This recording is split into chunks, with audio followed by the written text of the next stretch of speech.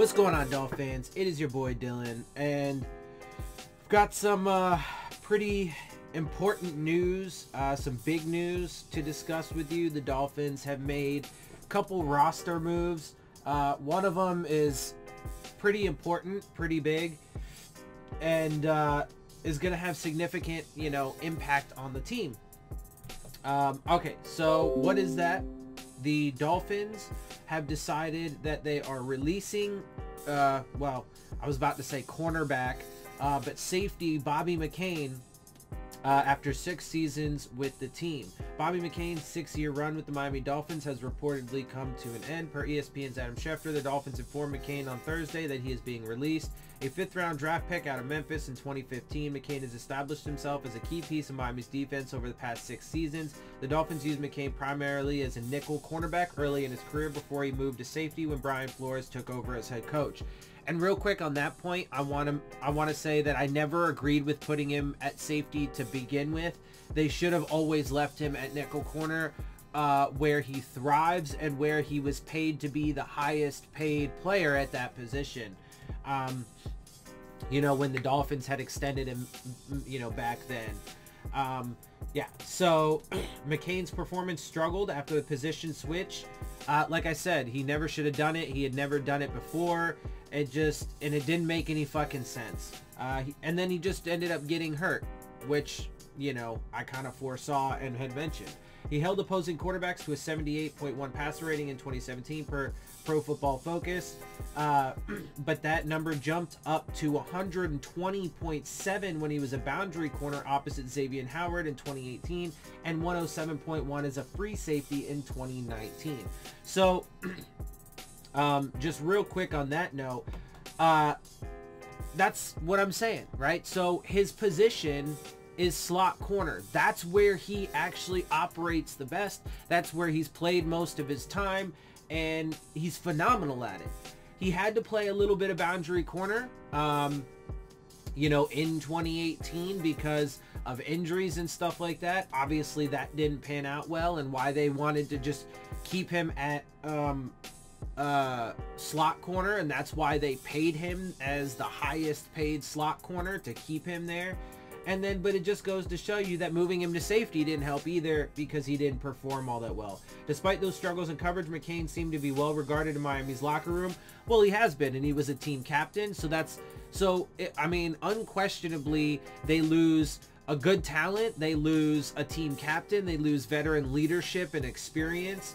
And they lose the guy one of the guys who organized the defense for Brian Flores and the coaching staff on the field, right? Making defensive calls. So it's a big deal. Despite those struggles and again, it's not expected, because they absolutely had to fucking make some cap savings moves. And Bobby McCain was one of the players that we expected to be on the chopping block.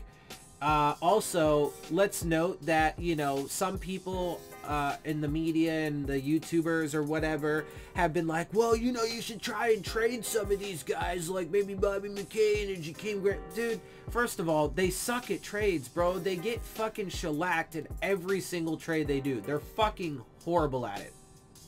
Secondly, they're not going to get anybody to trade with them, because all the other teams know that if they don't get somebody to trade with them, they're just going to end up cutting these players. So why would you give up draft capital when you could just get the guy after he's cut? Not to mention, then you don't have to deal with his previous salary anymore, or his previous contract. You sign an entirely new contract after they've been released.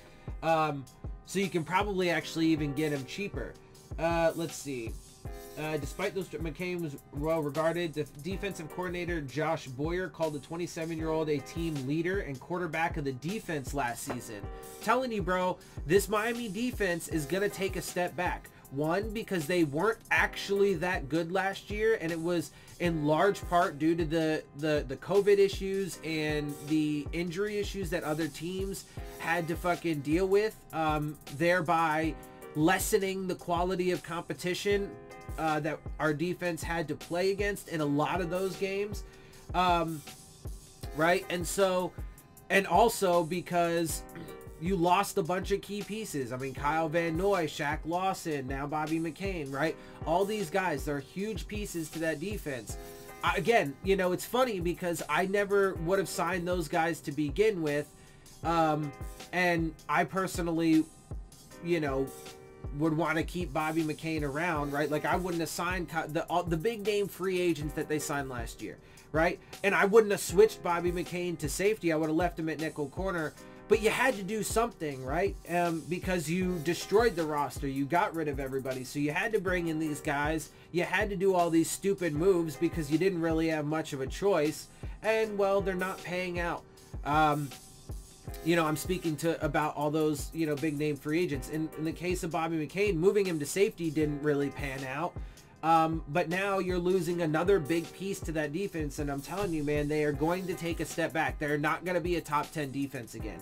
The Dolphins have boosted their secondary depth during the offseason. They signed veteran cornerback Justin Coleman as a free agent, drafted Oregon safety Javon Holland in the second round. McCain started a career-high 15 games last season. He recorded 46 combined tackles and 5 pass breakups in 2020. Again, they should have just left him there. And so, yeah, again, so aside from cap reasons, this is not unexpected because they did just draft Javon Holland. They drafted Brandon Jones last offseason, or excuse me, last draft, the previous draft. But I'm telling you, man, this team is going to go down. Anyway, so just a couple other quick tweets, with some additional information. Can confirm Bobby McCain has been let go.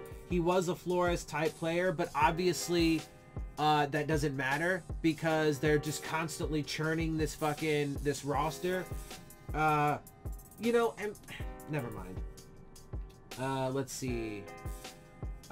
His release will leave behind $1.48 million in dead cap, freeing up $5.66 million of space. So again, obviously they had to do that. There are still likely to be other cuts / restructures because they still do need to free up more cap space. Although I'm pretty sure with that savings, they do now have enough to at least sign their rookie class. Real quick, Joe Shad put out, among the 2020 Dolphins team captains were Ryan Fitzpatrick, Ted Karras, Bobby McCain, Kyle Van Noy, and Kevon Frazier. All are gone. Every team captain from last, and I told you guys, bro, like every season so far under this regime, there's been significant roster turnover. There's been significant turnover in the coaching staff. Telling you, bro, this team is not a 10-win team. They're not going to be that good. Let's see. And just real quick to add into that, largest 2021 Dolphins cap hits at the moment, Byron Jones at $16.1 million. Real quick, by the way, somebody, I don't remember where I saw what the tweet was in response to, but somebody had responded to some tweet that I saw earlier and was like, Byron Jones really needs to prove that he's worth this cap hit. And then somebody tweeted in response to that person that they believe he proved it last year. How? None of that makes any sense. First of all, a cornerback that does not have ball skills and cannot come down with interceptions is not worth that kind of money, period. Let alone, right?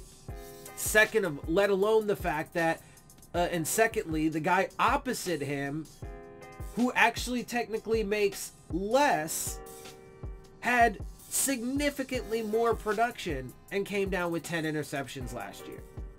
So why does any of that make sense? No, they drastically overpaid him. And I told you guys, just like all those other big name free agent signings, it was a giant mistake. There's no way he's going to make his entire 5-year contract. Do they get rid of him this offseason? I don't know. I mean, if they did, then, and as much as I didn't want to bring him in either because I thought that they were way overpaying for him, etc., your secondary really starts to take some major hits then at that point, because at least he is a lockdown corner, right? So it would be hard to justify, but these corners that they are paying, something's got to give there. Something's got to give. I think Byron Jones will likely be the one because he actually makes more money than Xavier Howard, which is ridiculous, and also because he's not he's half as good as Xavier Howard, right? He's got the shutdown corner skills, but he does not have the ball skills. And unfortunately, the first round pick corner that we took last year, Noah, is basically a carbon copy of him and hasn't even proven yet to deserve any playing time, period, let alone, you know, then eventually be his replacement. So anyway, Byron Jones is at 16.1, Xavier Howard is at 13.5, Devontae Parker is 12 million, Will Fuller 10.6, Emmanuel Ogbah 7.5, Benardrick McKinney 7.2, and Tua 6.9.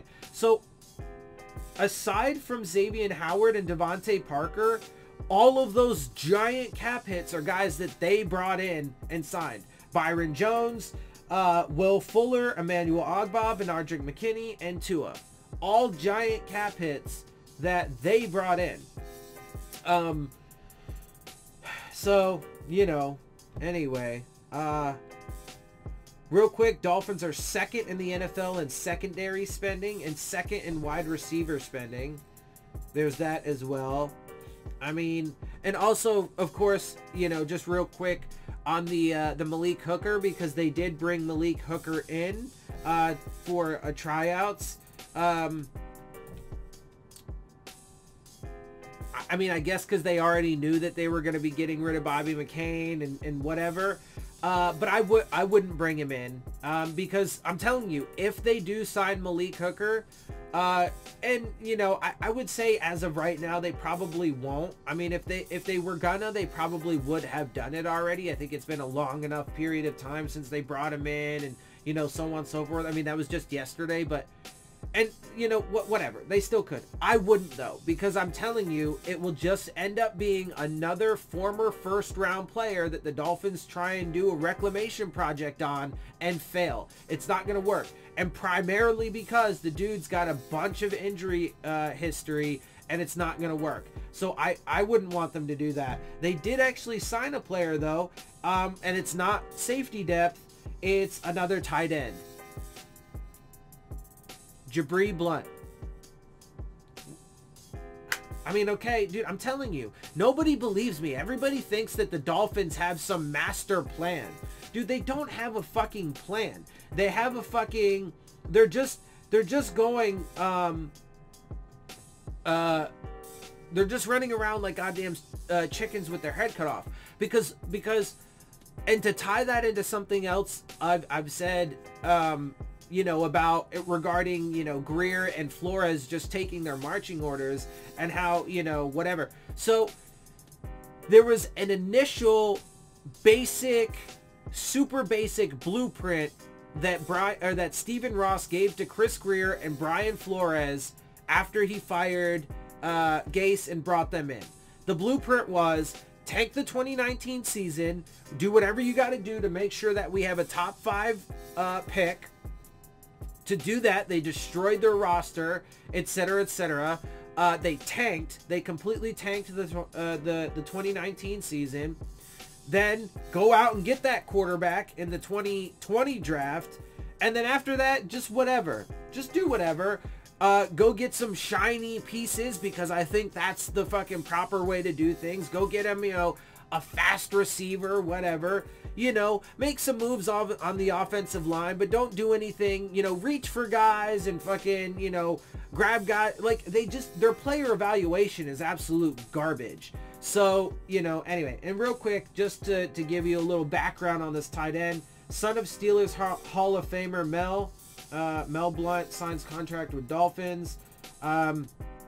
Cool, I guess. The Miami Dolphins signed free agent tight end Jabri Blount, the son of Hall of Famer and Pittsburgh Steelers legend Mel Blount. Jabri played basketball in college. He spent 2 years at Cleveland State before excelling at North Carolina Central. This Pittsburgh native averaged 15.2 points and 7.1 rebounds and was named 2019 to 2020 MEAC Player of the Year with the Eagles. So he's not even a football player. They just like him because he's got background in fucking basketball. I mean, like, I'm telling you, these motherfuckers, they have no idea what they're doing. They're terrible at this. But, you know, everybody thinks that they're fucking super smart, having, you know, this grand master plan. I'm telling you, bro, this Dolphins defense is going to regress. They're not going to be a top 10 defense. They're maybe going to be in the middle of the pack. And the offense is going to be a bottom half of the league offense. This team is not that good. This coaching staff is garbage. First of all, I mean, again, third year in a row that it's changed. Brand new systems, brand new people, etc., etc. Brian Flores is garbage. This team is not that good, bro. And people are going to be super disappointed when, you know, and I've seen so many Dolphins fans be like, man, you know, trust the process, and I believe in Flores, or I trust in Flores, and this is the first time in a long time where I really feel like, because they're doing all of the stupid fucking, they're adhering to a lot of the dumb philosophies of the NFL, and a lot of the dumb philosophies that and this is part of Stephen Ross's blueprint that he gave him. I don't care about how much resources I need to throw at the problem. We tanked and we gave away all of our fucking, you know, big name players and stuff, and we accumulated all this draft capital, and I got billions of dollars. So, you know, I don't care. Let's just fucking be big spenders in free agency. Let's reach for players. Let's fucking, you know, take a wide receiver, even though we need desperately help along that offensive line, right? So, you know, I'm telling you, they adhere to all of these, you know, the quarterback is the only thing we need, and we just have to decide on a guy and go get him. And, you know, and I don't understand why they love taking players with injury histories, extensive ones and severe ones. It's absurd to me. But okay, I'm telling you, man, people are going to be massively disappointed when this Dolphins team does not win 10 games, is not very competitive in the division, gets beat by, you know, the fucking Jets and the fucking Patriots or whatever, and then doesn't make it to the playoffs, and then Greer and Flores get fired. I'm telling you, people don't want to believe it. They don't want to see it, but okay, we will find out. And again, just to wrap it up, and I guess, you know, to cover all my bases, whatever, I hope I'm wrong, man. I really do. I really do. I don't want my team to be shit. I don't want them to suck, but I'm not going to just sit here and lie about it. I'm not going to ignore the reality. I'm not going to sugarcoat things, and I'm not going to cherry pick certain pieces of data just to, you know, meet some fantastical idea of what I want this team to be. I'm going to tell it just like it is. And Stephen Ross, starting with Stephen Ross, but, you know, Brian Flores and Chris Greer are doing all the real legwork because he hired them to do it, right? But starting with Stephen Ross, they are driving this team into the fucking ground ever since he took over, and it's just historical fact. Ever since he took over, all he's done is make this team worse.